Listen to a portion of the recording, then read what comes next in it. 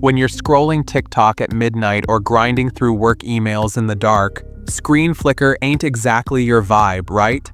But for some Pixel users, that subtle flicker isn't just annoying. It's straight up causing eye strain, headaches, and even migraines. What's behind this drama?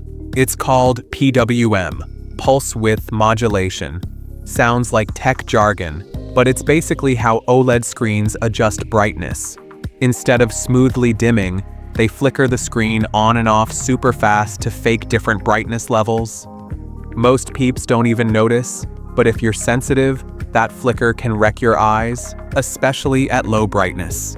Now here's the tea. People have been complaining about this for years, and Google stayed radio silent.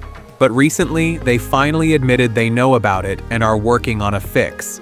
That's huge because it's the first time they've publicly owned up to the issue. With the Pixel 10 Pro XL dropping soon, the timing is kinda sus. Like, they're feeling the pressure from users and tech media. Maybe Google's waking up to the fact that screen comfort matters just as much as those flashy cameras and battery boosts. Here's the kicker. Current Pixels use PWM flicker rates between 240 to 480 Hz, which is pretty low. Phones like the OnePlus 13, they're hitting 2160 Hz. So fast your eyes don't even notice the flicker. Higher frequency, miles, way less eye strain. So why Google stuck with the low frec for so long? No clue. No official word that the Pixel 10 will fix this, but Google said they're working on something that might roll out later this year, maybe even with the new phone launch. How? They could just boost the PWM frequency, add a flicker reduction toggle in settings, or push a software update for older Pixels. Simple stuff that'd make a big difference. Even if flicker ain't your problem, this is about accessibility and choice.